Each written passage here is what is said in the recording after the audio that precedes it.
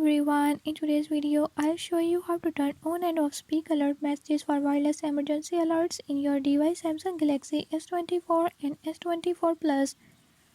In this video I'm gonna share few tips that you can use to do it. If you found these tips helpful, press the subscribe button and the notification bell. Make sure to watch complete video and learn how you can do it. Let's watch the video.